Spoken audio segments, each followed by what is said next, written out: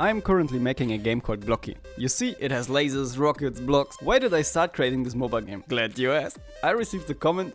Is it possible to play this game in the future? So because Lucas roasted me for not finishing anything, the only solution is learn how to make a good mobile game out of my shitty mobile game.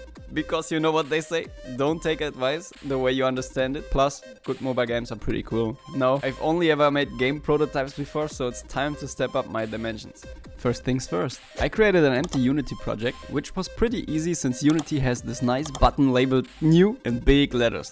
Not sure why they made it so big, maybe they thought game developers can read small text, who knows. Next up, I needed a player. Since this is called Blocky, I went with the most sophisticated 3D model I could think of. A cube. Unity's primitive shapes are perfect for prototyping, or in my case, for the actual game, because who needs fancy graphics when you can have blocks? I gave my block a nice shiny material because even blocks deserve to feel beautiful. After scrolling through Unity's material options, I picked a nice blue color that screams I'm the main character. Of course, my beautiful block needed something to stand on, so I created a platform. You guessed it, another block. But this one is flat and wide, like a pancake that got stepped on. You know, don't you step on a pancake sometimes? Am I the only one? Last but not least, I had to make the camera follow our cubic hero. Without that, the player would just run off screen and probably file a missing person report. Or a missing block report, because it's a block. So I attached a simple follow script to the camera and boom! We've got ourselves a game. Well, sort of. To make Blocky move, I got to work with Google using the character controller in Unity. But the main problem is that I like physics and the character controller doesn't really like me. So I just deleted it all, slapped a rigid body on my block instead, and now I have to write my own movement script. Now this requires a lot of vector calculations and I don't like vectors or calculations, so it's kind of a problem. But eventually I built the basic movement together, which was simple enough with WASD. The only problem though is that the player block is very sloppy and slides around like a banana if a banana had legs and if it could work. And well, so I guess it's not really like a banana at all. You know what I mean, right? AI advised me to add some velocities into the movement, which made the movement a little bit more slidey and you actually stopped at the edge instead of doing the jump over the edge thingy. Woo! To spice your watching experience up, I found some prototype materials and added some post-processing, and just like that, it's much prettier to look at. So the plan is to make a mobile runner game with boosts and explosions and cool stuff, kind of like a runner game with blocks, cause I like Minecraft, you know? Making a jump pad is priority 1, because I like cheating over obstacles that are too hard and it's my game, so I can do whatever I want to, whee!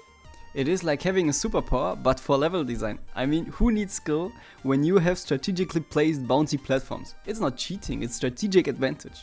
And I'm probably gonna improve it later on. Add some extra flair, maybe some flashing lights and a boing sound effect. But for now, I think it gets the job done. With the Unity particle system, you see a few of particles. For me as a programmer, there is nothing too hard. Except maybe parallel parking. That's a real challenge. But jump pads? Piece of cake. You see, effortless traversal. It's almost too easy. The jump pad makes controlling the player a little bit harder. Therefore, let's implement a mobile control that the user can control the block with a swipe gesture.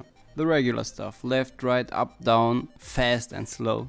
For now, the obstacles are pretty easy to dodge if you're going into slow-mo or jumping, and that's why we need something spicy, something like lasers. Still, I can't use Blender. Blender more like okay, I stop. I use multiple blocks to create something resembling a laser detector. It's abstract art, really. With some help from the Unity particle system, there are now some laser globes. Even though a laser is technically a point and not a flame, but hey, it looks cool.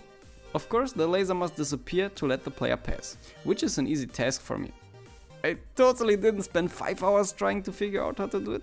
Here are the 7 lines of code that took me 5 hours to figure out, because who the flying spaghetti monster knows how a quaternion works? What even is a quaternion? I don't know. Does anyone know? And why is it called quaternion? Okay, after Copilot, Gemini took its spot and I still had to figure out myself, which was pretty easy once I start using my brain instead of writing a comment with a task and watching Copilot do the whole work.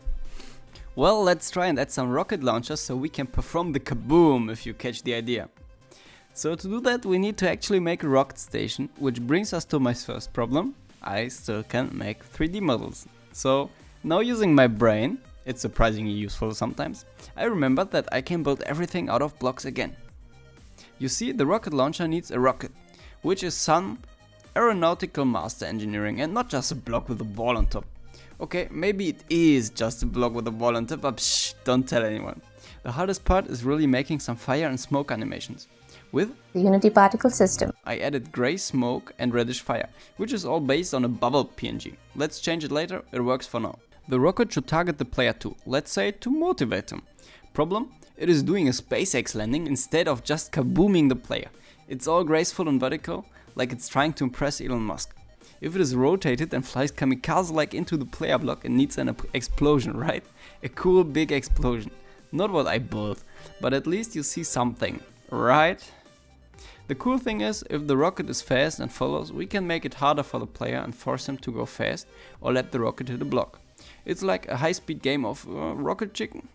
By the way, the rocket does rockety things and follows the player even into a jump. That's exactly what I wanted and programmed. And not just a random development bonus that just happened to be here. Because I know every line of code that Copilot suggested. Yeah, totally know what I'm doing. Okay, so we've got all these cool mechanics. Lasers, rockets, jump pads, touch controls. But they are all unusable so far. Which admittedly doesn't exactly scream engaging gameplay. So naturally I need to create a map. A map that showcases the gameplay and what we've developed in this video. So I started thinking about level design principles. You know, the stuff that actual game designers think about? I, on the other hand, mostly thought about how to make it look cool and not completely impossible. It's a process, okay? I wanted to include all the elements of this video. So we've got areas with lasers to dodge, jump pads to reach higher platforms and strategically placed obstacles to make those pesky rockets a little bit more challenging. It's really fun so far. Hopefully it is fun. That's about it for this episode. We have rockets, blocks, lasers. I hope you enjoyed. Go ahead and watch the next episode.